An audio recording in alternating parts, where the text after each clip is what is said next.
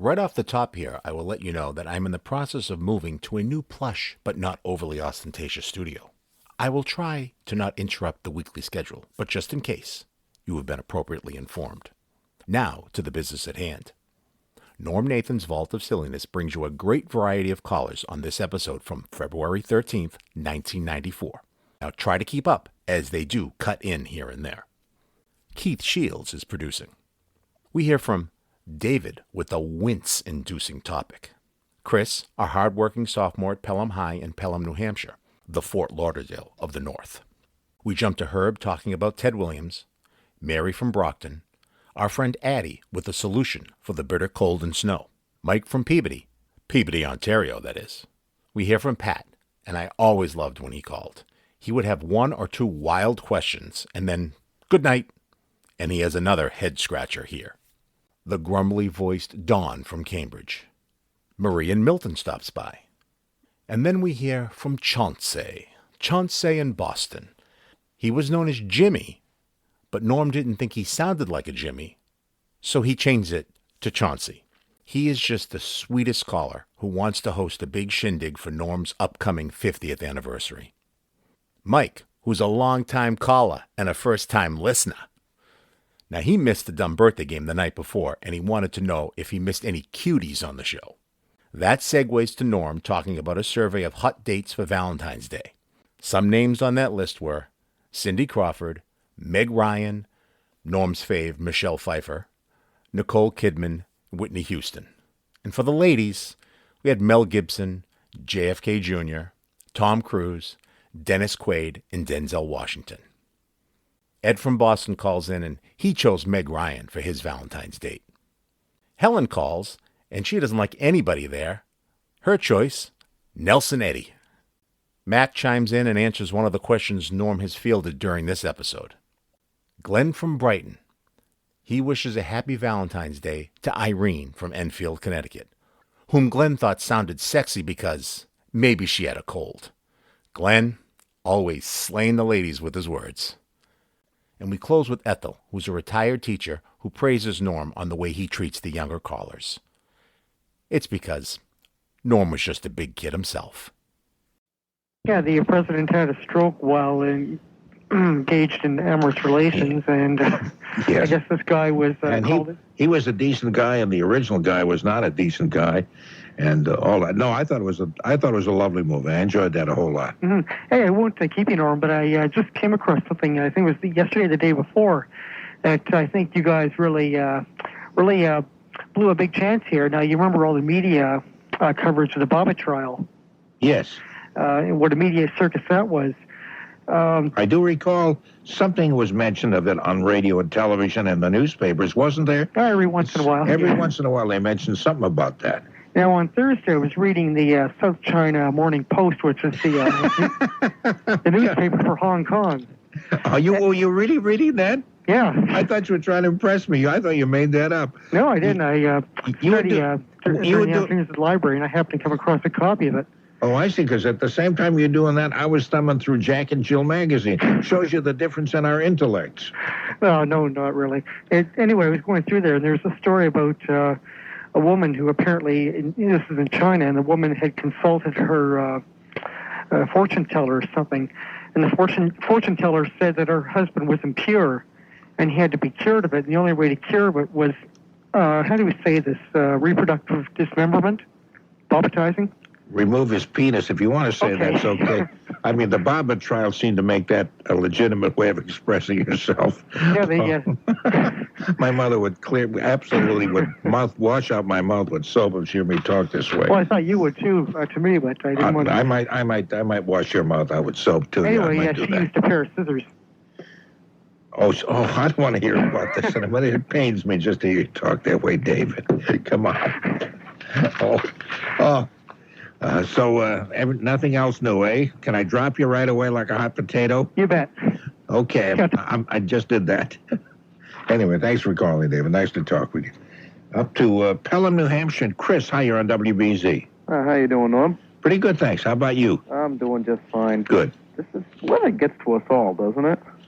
I know. Do you have cabin fever? I guess not exactly cabin fever, because you can get out. It's just I don't know. It's just so cold, and you still feel kind of pent up in a way because you can't do all the things you normally would do if the roads were put clear. On a heavy coat and you can't wander through the fields or kind of lie around outside looking up at the clouds. Yeah, well, you actually made me feel comfortable talking about the Aruba of the North.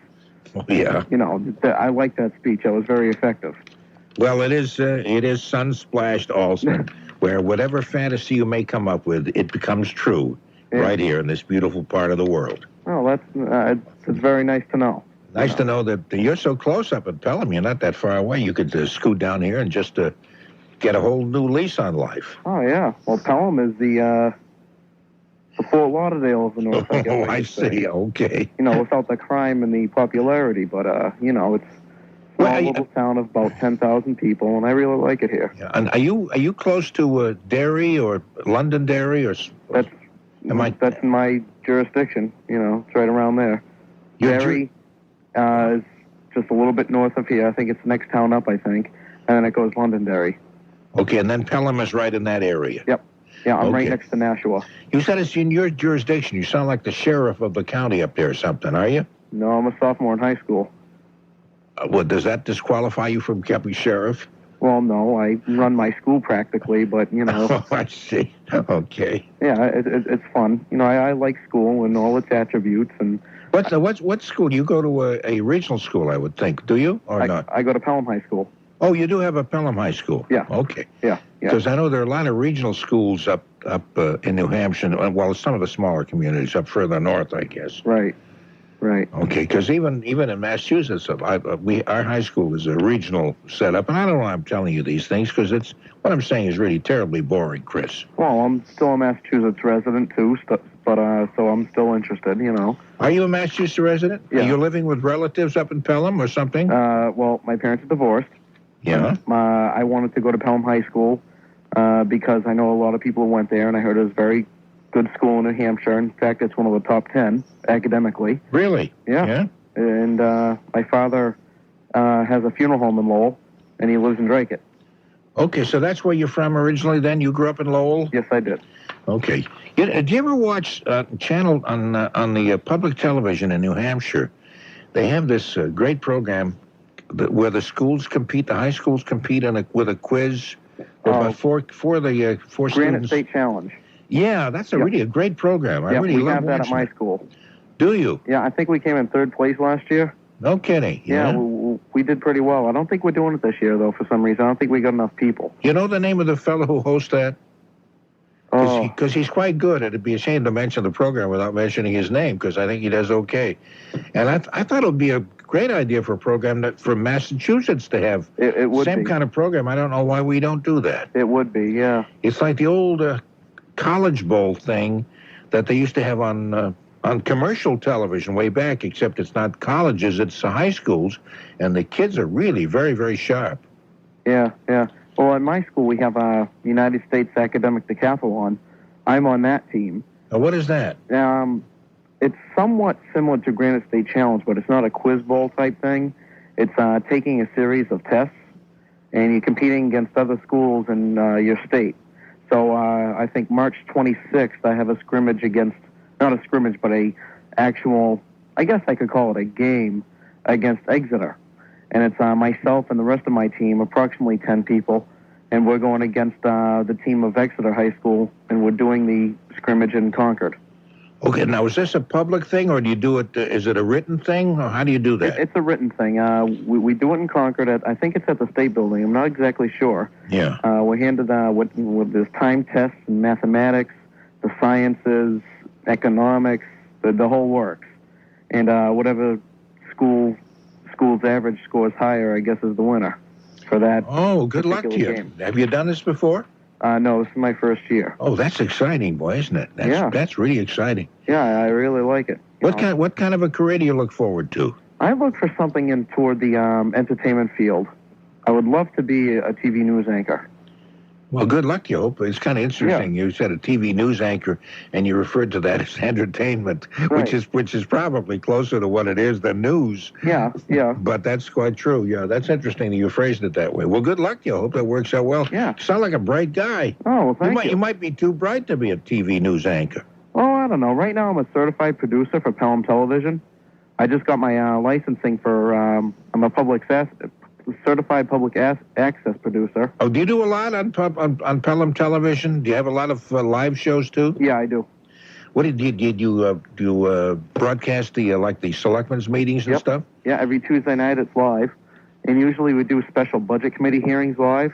No kidding. Yeah, but usually budget committee meets every Monday and Thursday of the week, so usually I get one of those a week. And what are you, the director of this? I'm the producer and the cameraman for one of the meetings per week. Well, so, for instance, last Monday, I went to the budget committee, I recorded it, I signed out all my papers and the general releases, and gave it to the station, and they broadcast it, I think, yesterday. Hey, that's great. Yeah. You must have a good understanding of town government, do you? Yeah, I do. I love it because I'm involved in the Pelham School Board. And in what way? Are you a student observer? Yes, I am.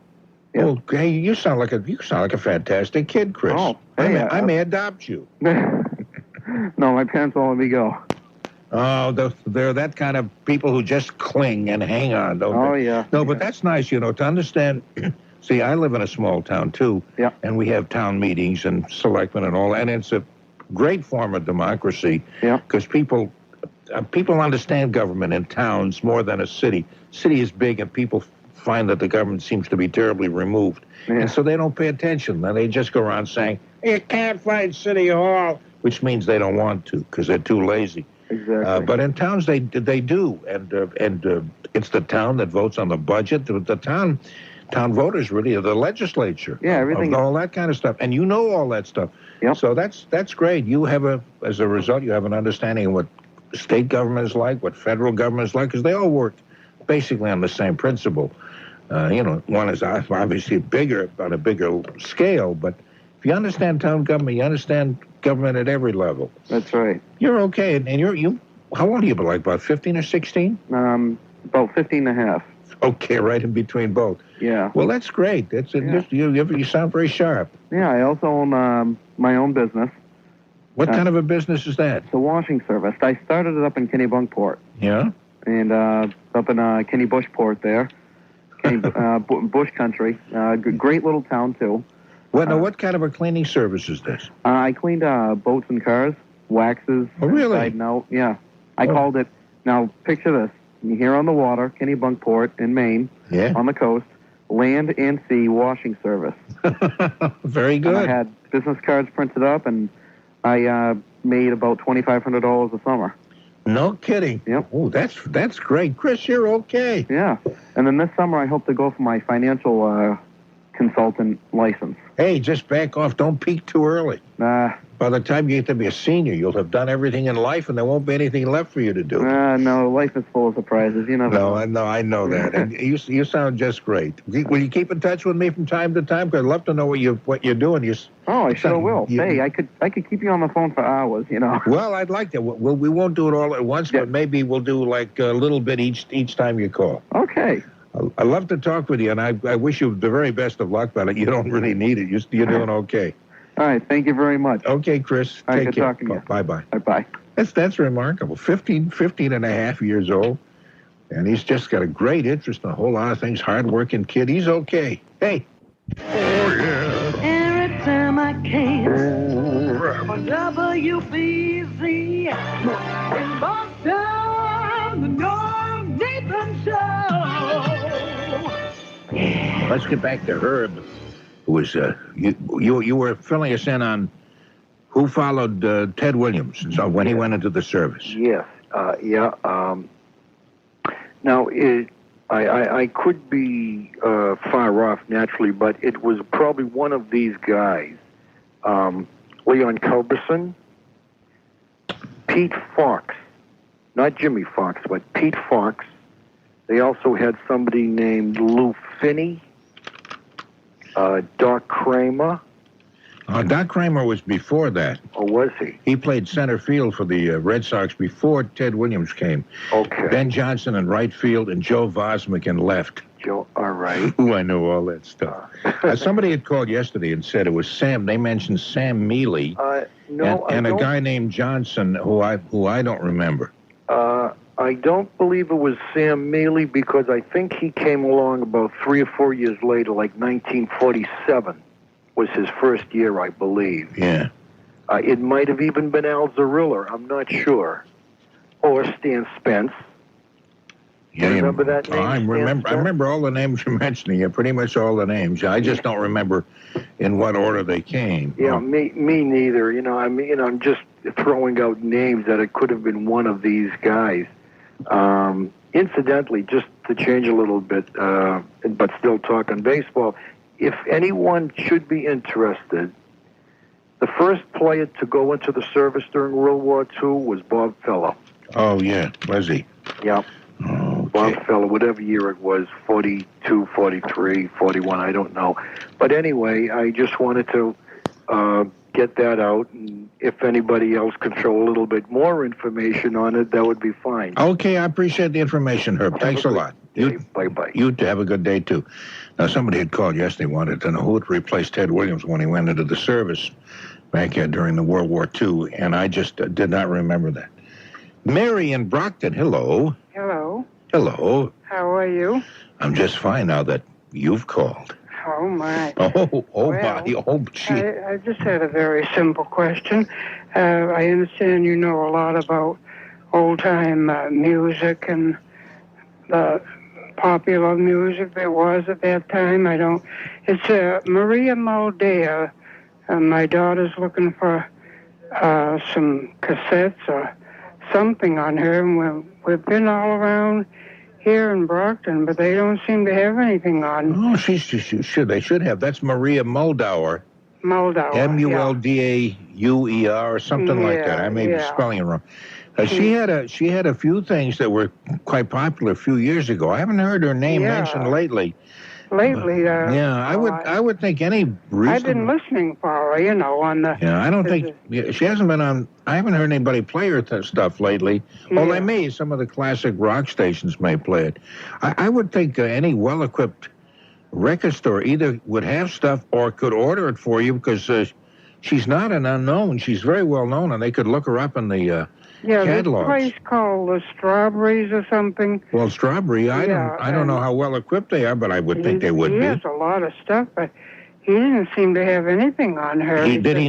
You'd probably have to go to Boston. I said, Michael, go to Boston. Did he not hear of her? Had he ever heard of her name? He heard of her, but I said, she isn't that old. I mean, in fact, we like Judy Collins too, but she's much older, but she has done a new album, a new record. But I wondered if anybody out there has heard of her, or I think everybody has. She's a fine singer. Yes, I remember. I was trying to think of there was one song that she sang that she was particularly popular for. A night at the Oasis or something like that. Yes. Yeah, I mean that should be available. Some record store should have that. Yeah. Why don't you just make a few phone calls to record stores around your area and ask them about it? I possibly will. Rather than just go out and visit, just call them up, and anybody who's knowledgeable at all should be able to tell you where to pick up a record by her. I wouldn't think it'd be that hard, but. Then again, I haven't looked for a record by her lately, so I don't know. Maria Moldauer, you said her name. Maria Moldauer, yes. Yeah, I see, And one other thing I was going to ask you. My daughter, about 2 weeks ago, moved down from West Peabody to Sharon, and the little boy celebrates a birthday on the 24th, and I was wondering, in that area, I probably have to look up in Sharon, they have like clowns or things like that. Somebody that comes in like a clown with the happy birthday balloon. Yeah. What would I have to look up in the town of Sharon to find that out? Well, you can. I don't know exactly how. There are different places you could look it up. I know Boston Magazine, for example, has a section in the end under parties and stuff. Different kinds of entertainers you can hire. Or look under Yellow Pages, maybe. Under entertainment. Look under entertainment in the local Yellow Pages and see if they don't list that kind of stuff. I wanted to do something special for him because they went to go, while they were waiting for the movers to come with all their furniture, they got word that the everything was destroyed in a fire on the truck moving out here. Oh, really? Oh, yeah. They're just about getting things together now, but yeah, it was quite a devastated. I would guess so. Well, the insurance company would cover that, would they not? I hope they will, you know. The insurance people would be, that is, the moving people would be responsible for that. That's and I would right. think they would be fully insured, I would guess. Anyway, look it up in the yellow pages. Look under entertainment. Honey? I think I have the solution to our winter woes. Oh? Yes. I would suggest that every resident of Massachusetts go out and buy a can of the fluorocarbide spray cans, you know, the hairspray cans. Yeah. And at a given time, we all go outside and spray the atmosphere, put a hole in the ozone layer, and speed up global warming. Why, that's a wonderful idea, Addie. I wish I'd thought of it myself. That was acting. You're very good. Yeah. Oh, yeah. Academy Awards are coming up. Well, you know, I didn't get in the Horseman School play in Everett for nothing, you know. Would you get to play the onion or something like that? I probably did. I think probably played a mushroom. Oh. Somebody sent me a picture of the Horseman School. No, not the Horseman. Yeah, the Horseman School, which is now apparently condominiums. Yeah. That's a school in Everett, and I went to that. That would have been the 4th and 5th grades, or 5th and 6th grades, I guess it was. Oh. Yeah, just between the George G. Hamilton School. Oh, incidentally, let me mention this. Maybe I won't mention this because I don't think I have it here. Somebody had mentioned that they had gone back to their old home in Everett, and were going through scrapbooks, and they found pictures of the George G. Hamilton School and a class there, and they said, my picture, I was one of the kids. Oh. And I wish I had that letter. I don't know what I did with that. I'm not terribly organized. Anyway, I'm sorry I brought it up, not being able to follow up on that. That's quite... Yeah, I don't have the picture itself, but they had mentioned in the letter, see, notice though I'm rattling papers. That's to pretend I'm really doing something, and I'm doing nothing but rattling papers. Anyway, I'm sorry. You go. We'll do that with the hole in the ozone layer, and I think we have an answer here. Yeah.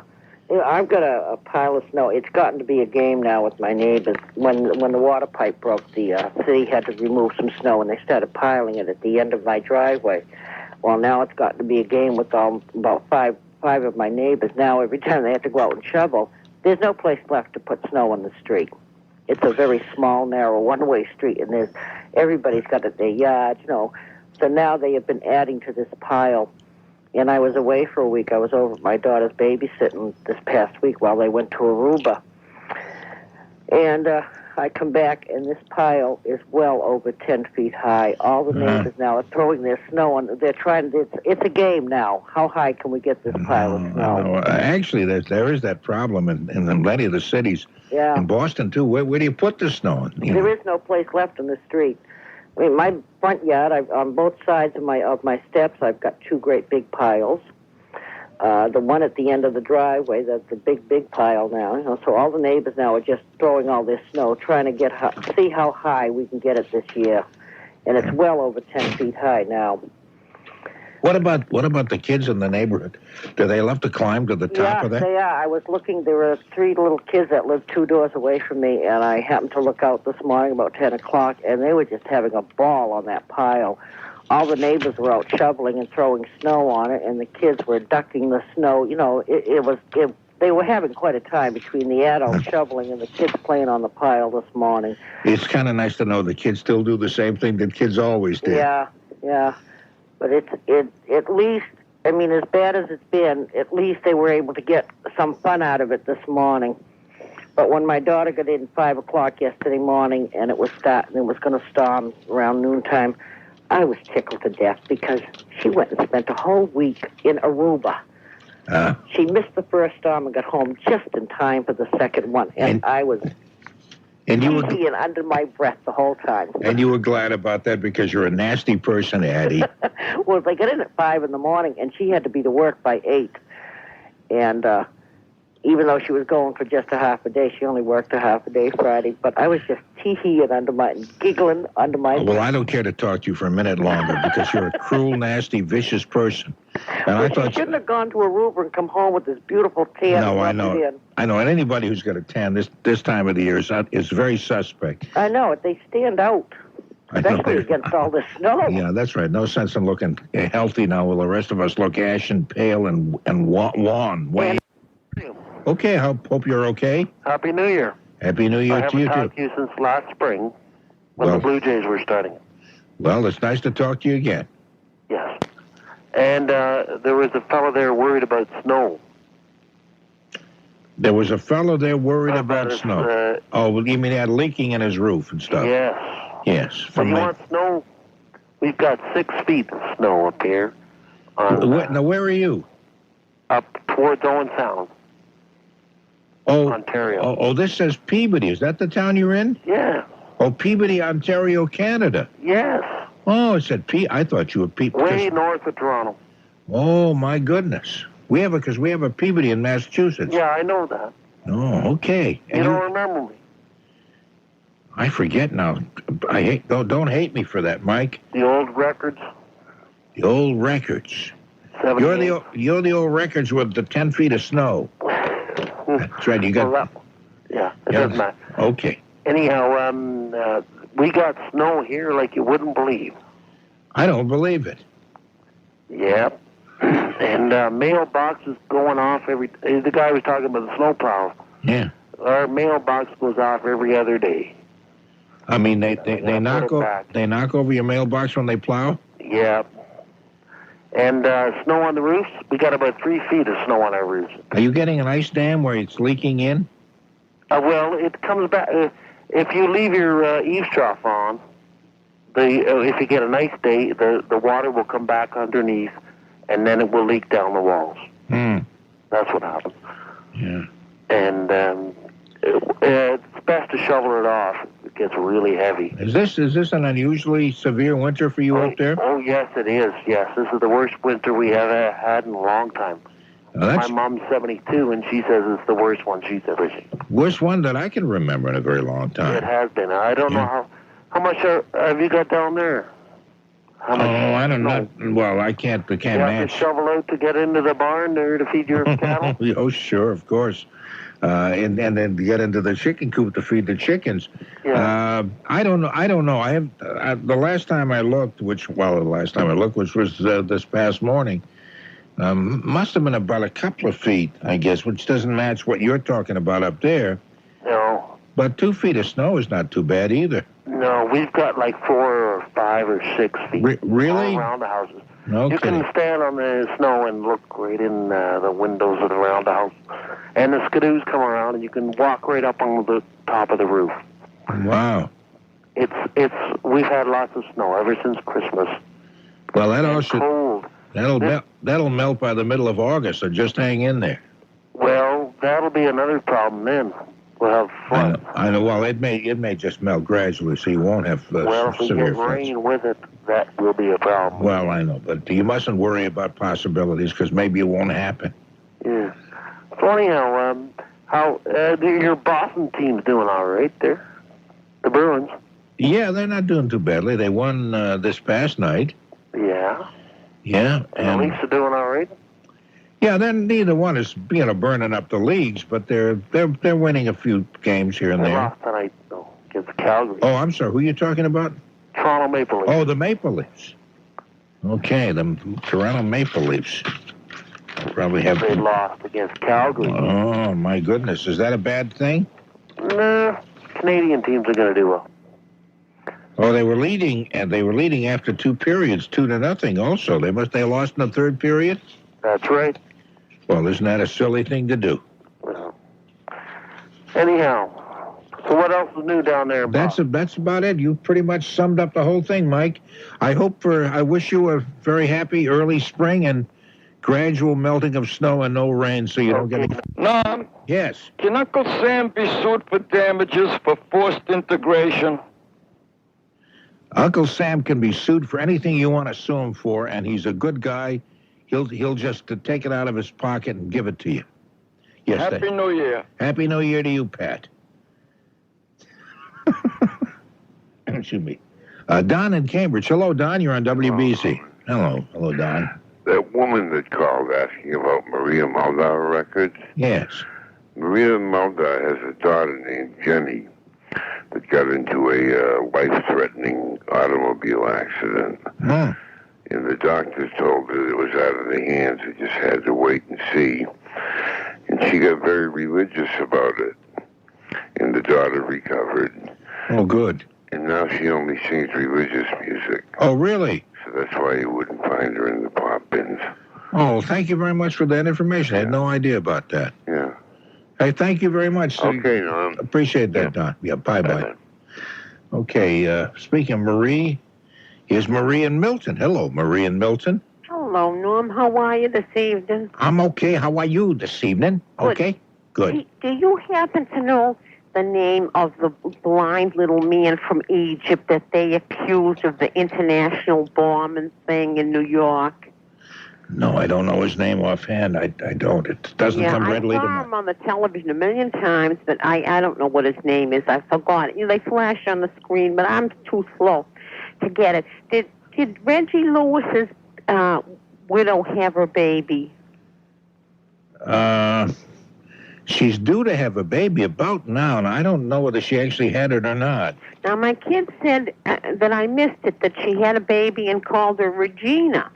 Now, I don't know if, the kids may be more hip than I am. I don't know. No, I don't know.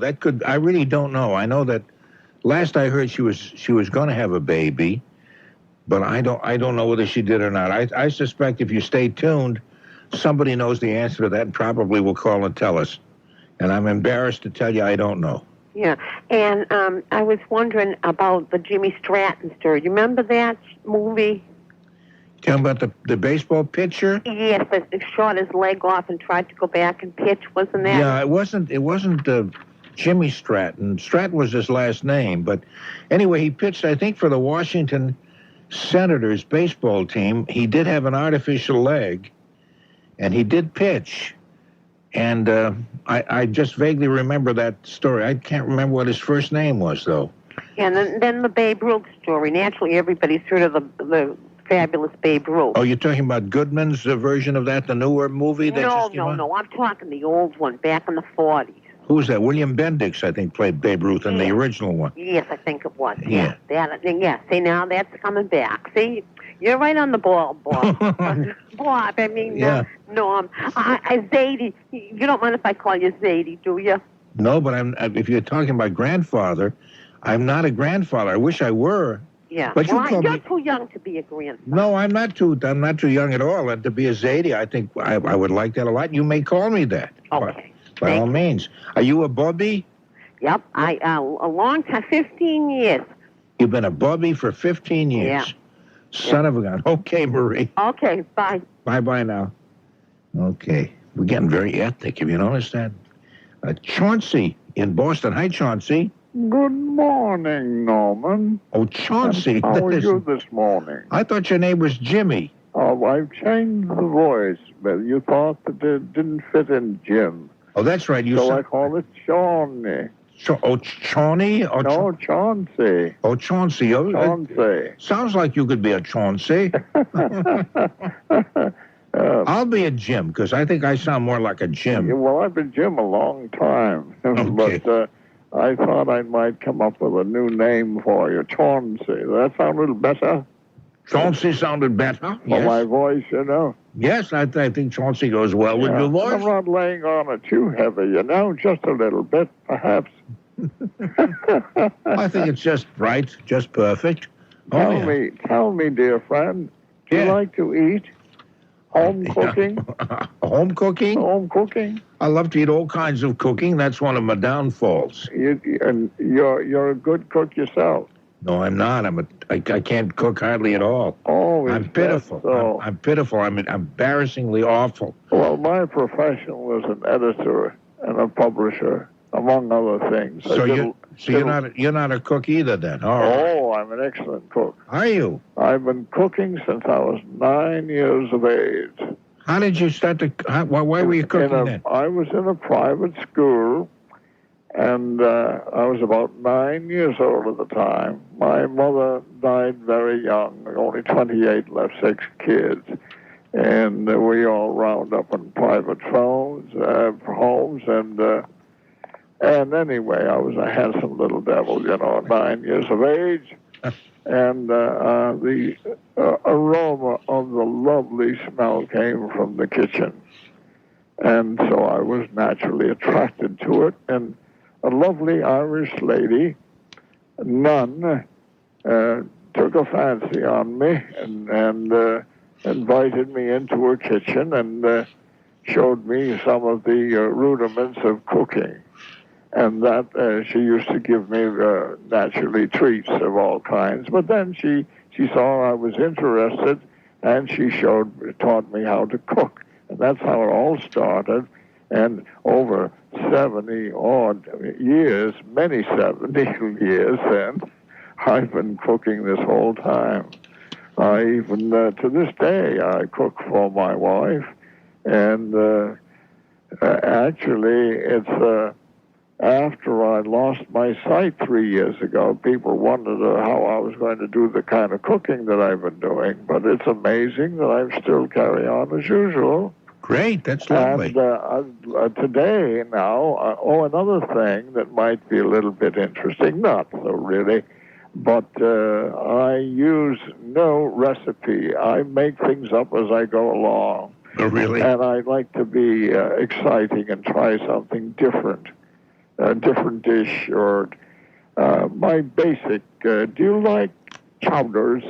Oh, New yeah. England chowders? Love them. Because that's one of my specialties. Great.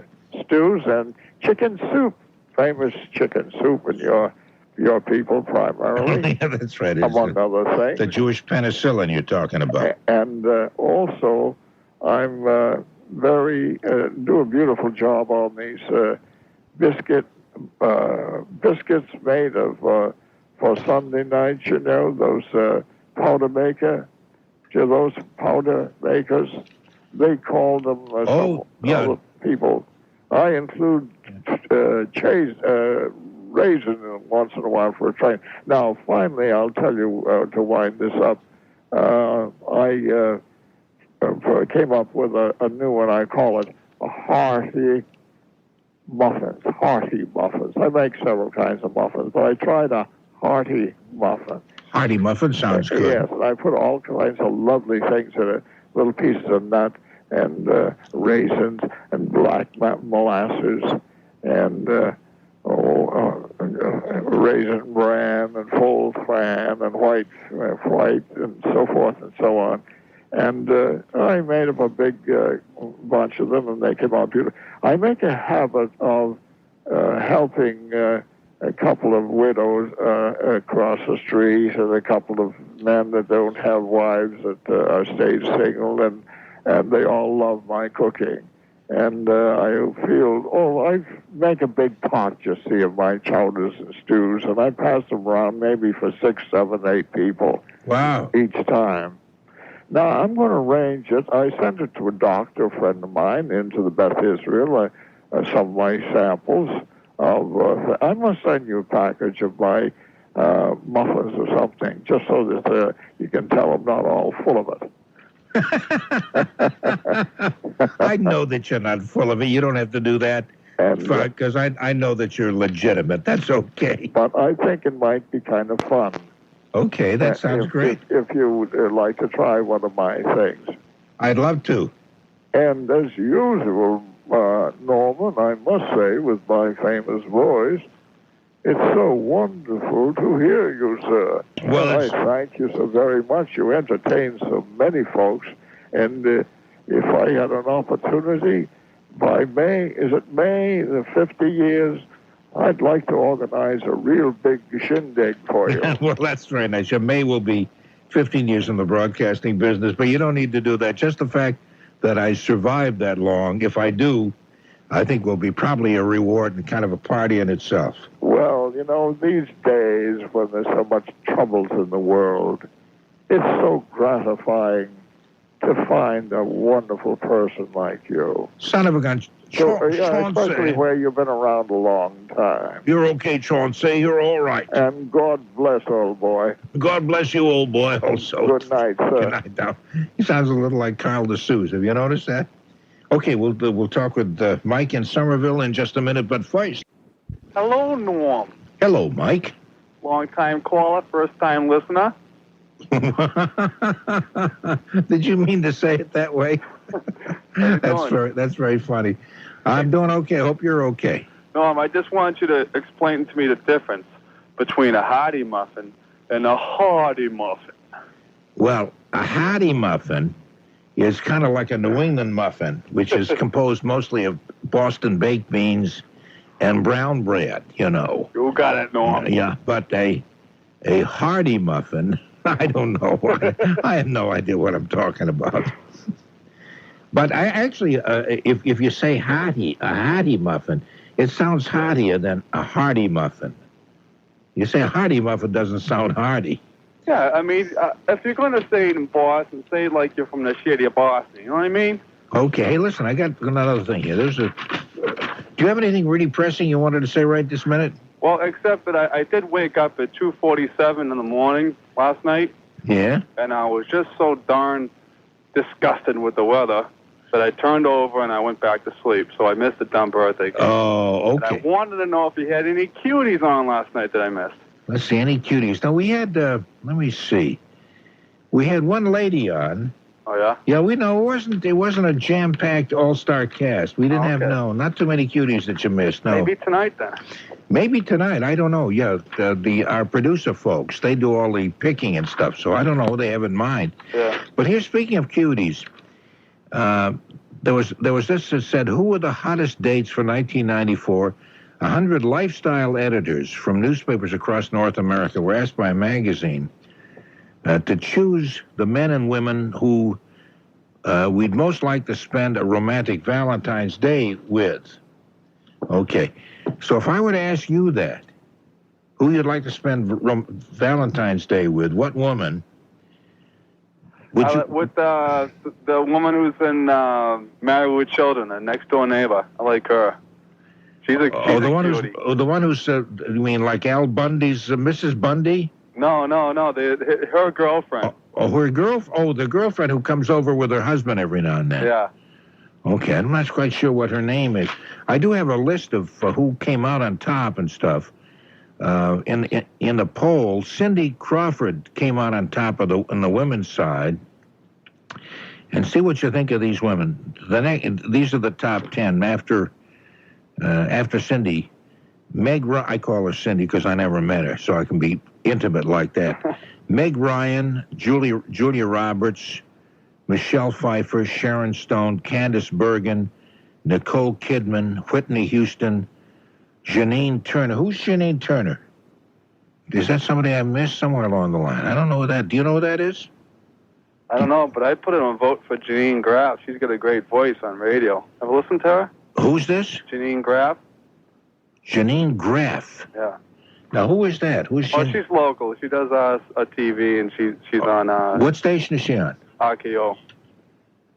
WEZE? Is there still a WEZE around? I mean, with all the changes in call letters, I thought that the only station that still remained the same was WBZ, but still... And anyway, the last name was Emma Thompson. Okay. What does Janine Graff do over at EZE? Oh, well, she just has a, weekly talk show, you know. Oh, I see. Okay, and you like her a lot, huh? Oh, yeah. I mean, she's probably one of the most lively talk show people out there, you know. Ah. Because voice means everything, Norm, as we all know about you. If I had a decent voice, I would not be working at 10 minutes to 3 o'clock on a weekend morning. You're just so darn lovely. We all love you. Okay. Take care, Mike. Take care. Bye-bye now. Oh, Okay, let me see. We'll go to Ed in Boston. Hello, Ed in Boston. Good morning, Norm. Good morning, Ed. How are you? Oh, I'm okay. Good. Yeah, really okay. I mean, really, sincerely, okay. We believe that. Okay. On Valentine's Day, I'd like to spend it with Meg Ryan.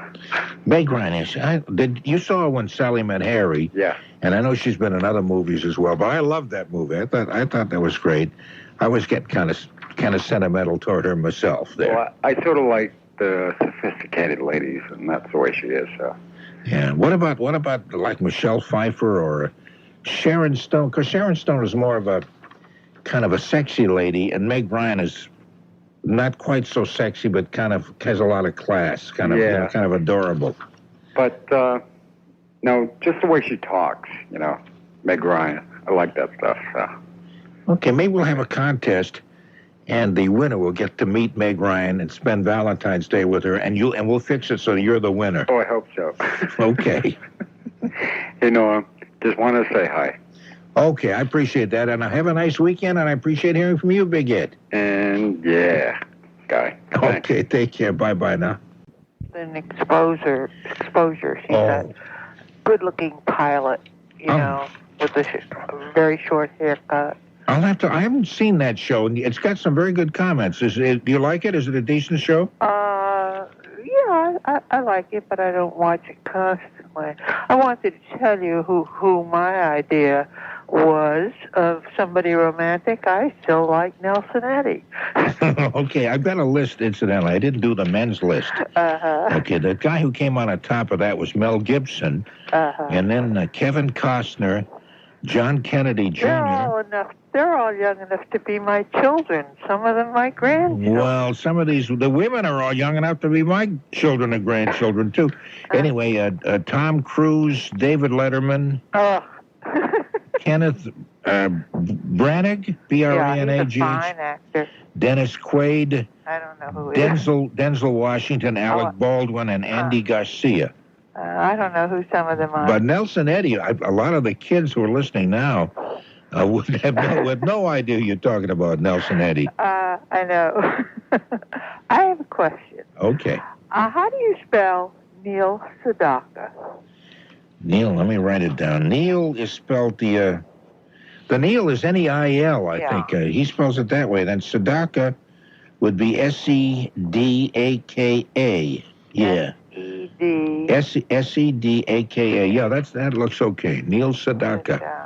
Okay. Yeah. About within the past 2 months or 2.5 months, there was an article in the Globe, in the back of where they have the arts department, they have sort of little short notices right on the back of the but the lifestyle page. Of the Globe. Yeah, that's Michael Blowen writes that, yes. Okay, well, I called them, and they weren't very helpful.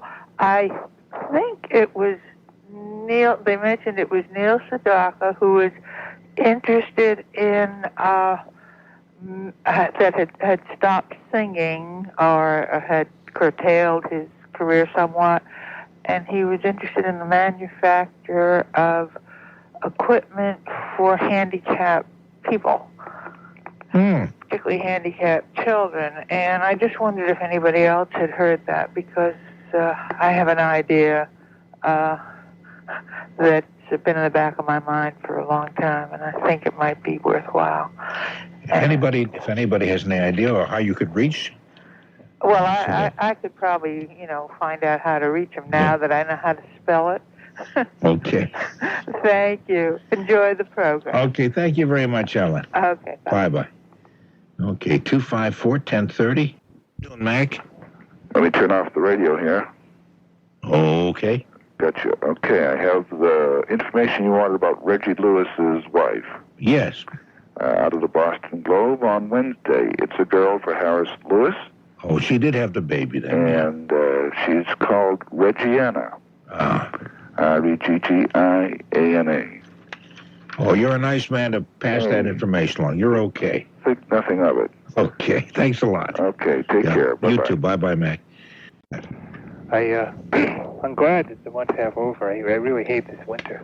Well, we'll get to a beautiful spring, and we'll appreciate it just so much. And you'll be so happy we had such rotten weather that it'll make you appreciate the spring even more. And I'm rambling on again and not making any sense at all. No, I know what you're saying. When it's like when you have a real hot, oppressive summer, and then the first cool day in the fall is so refreshing.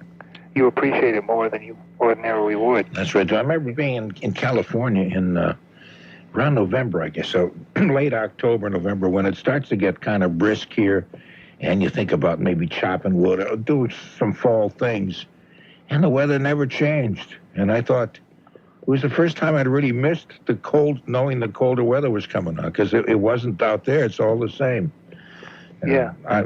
That's probably kind of, I suppose it's like, like the old stupid expression about beating your head against the wall because it feels so good when it stops. Somehow that's probably what I'm saying doesn't make any sense, but I guess in a way it does. Yeah, I understand. No, I was hoping, before I got to why I called, I was hoping I could say Happy Valentine's Day to Irene from Connecticut on the birthday game. Okay, you just did do that. I was on the game. I was going to ask her if she had a cold, because she really sounded sexy tonight. But it was a good... She really sounded sexy. Irene from Enfield, Connecticut. That Irene? Yeah. Yeah, I think she's just got a bad phone. Well, she does always have a bad phone. I remember Tony one time said if she won the game that he would send her a phone so she wouldn't have to keep changing the Dixie cup on the string. That was funny. As a matter of fact, we do have some phones, some of those soft phones. We have to give them away as a prize one day. Yeah, that'd be nice. We try to figure out how to package them. They're very kind of clumsy sizes. But we'll do that anyway. There's two reasons I called. I wanted to know if you heard the Hallmark has these cards now with a microchip. You can record your voice. You can make your own talking Valentine's Day card. I've heard about them, yes. I haven't ever sampled one, but have you? No, I haven't. I've heard them advertised this past week. And they're milking it St. Valentine's Day, and of course, after today you won't hear it again. But yeah, it's a Hallmark thing, and too bad I couldn't send one to Irene. But yeah, it's a nice concept. I mean, if you like a woman, you just send a little, because they have singing. They have all kinds of different cards now. I'm not familiar with them. I just wanted to know if you had seen one yourself, or. No, I have not. And also, that last night, you had the funniest guest on about the non-romantic. He wrote a book. Oh, yeah. That was 1,001 ways to not be romantic. Yeah, I mean, he was talking about morning gas, and you were laughing. And then he, at the end of the conversation, he said, "Hey, man, don't forget to leave the seat up." That was the last thing he said before we got off. Yeah, he sounded a little like Andrew Dice Clay. Yeah, he did. That was the guy, yeah. Yeah, somebody Smith. I forget his first name. I think his last name was Smith, wasn't it?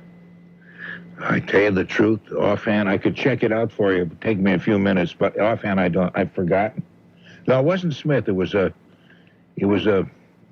much more complicated name than that. Oh, really? Yeah.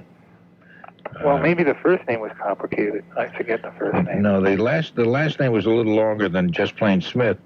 As a matter of fact, I can tell you in just 1 second. Let me see his name, and because the book, as we mentioned, was a 1,001 ways to be unromantic. Let me see. No. To find out, I have to go on our computer, and it's hard for me to start working the computer. Wait a minute, no. I'll announce it before 5 o'clock. One more thing, quick. Yes. I was curious. How old was I? Heard on the birthday game. I think it was January 30th, a week after my birthday. Tammy Grimes had a birthday, and I didn't hear the age. You didn't hear the age for Tammy Grimes. That's my last name, so that's. Oh, your last name is Grimes? Yeah. Okay. Well, let me look in. Grimes was crying. So you're giving me a lot of homework assignments. Keith Shields is looking up the last name of that other fella. The Tammy Grimes was born January 30th. That's your birthday? No, mine's 23rd, a week before. Remember, I was on with Lisa Reichwein. Oh yeah, she's 60. She was just 60. Oh, okay. And she's from Lynn. That's right. Okay, that's the one. I'm 41. So if I play next year on January 30th, I'll just... Okay, the man's name was Joe Magadatz. Magadatz, you're right. Magadatz, yeah, so it was a that's little more complicated than Smith. Yeah, I don't know where I got Smith, but maybe it was another guest. But yeah, I remember Magadatz because the way you said his name, he thought you were making fun of him or something. You wish you weren't, but, because you thought his name was unromantic. You were just doing shtick or something, I don't know. I don't know, I was just kind of mumbling on and... Anyway, I hope it's a nice Valentine's Day for you, whatever your plans are. And I imagine you're probably sending out Valentine's cards to millions of women. I wish I could. Yeah. Well, send them out even if you don't know them. So it's hard to know if you don't know their address. Well, just look up women's names in the phone book. Yeah, they get someone to read me the phone book. They can do that. Hey, good day for you. Anyway, take care and let's hope for an early spring. Yeah, really. Okay, Glenn, take care now. We'll be, I'll talk with Ethel on Ohio in just a minute, but first... Hi. I was so glad to catch you tonight. I hope this is a permanent thing. Are you back to stay on Sunday night? No, I'm not. It was just today. Oh, I'm sorry to hear that. Well, you're very nice to say that. I called the station and protested. I hope a lot of other people did too. So I thought maybe you were back. Oh, thank you very much for hoping that. I appreciate it. No, I'll be back every now and then, but not on a regular basis. Not permanently. No. Well, it's so nice to lie in bed at 1 o'clock in the morning and listen to people just like me, not trying to solve all the world's problems at 1 in the morning. I know it. Even at 1 in the afternoon. Yeah. One other thing I wanted to compliment you for before I hang up. I'm a retired teacher, and I want to compliment you on how nicely you talk to children who call in. On vacation, sometimes they'll call, and I've heard so many talk show hosts slough them off and not treat them very nicely, and you do. And I think you must be a pretty nice person when you do that. Well, that's nice of you to say that. No, I like kids a whole lot, and I think they add a certain kind of, this kind of a little bit of more fresh air from kids who are not quite as jaded as we old folks are. Yeah. And they're kind of fun. And I think deep down, any adult who is worth anything ought to feel like a kid deep down. And so I think when I'm talking to kids, it's like talking to somebody on my own level. Maybe I'm talking to somebody above my own level. I don't know. But I find kids are really nice and refreshing, and I do like children, and I hope I don't sound Pollyannish by saying that. It sounds like I'm making that up, but I really mean that. Well, I know you do, because it comes through in your voice. Well, I miss you on Sundays, but keep up the good work. Thanks a lot, Ethel. Mm-hmm. I appreciate you calling. Thanks a million. Bye. Bye-bye now. Wow. Did those callers have lots of questions for the sometimes all-knowing Norm Nathan? And I'll add one more. Do you think Chris from Pelham, New Hampshire is a TV anchor somewhere? Comment down below. And what about dear Chauncy? Hearing that voice really brought me back. I'm going to go enjoy a hearty muffin. Don't forget to like, subscribe, and share. Closing the vault and riding the radio waves home. For Janine Graff, Keith Shields, and the Quizmaster Norm Nathan, I'm Tony Nesbitt.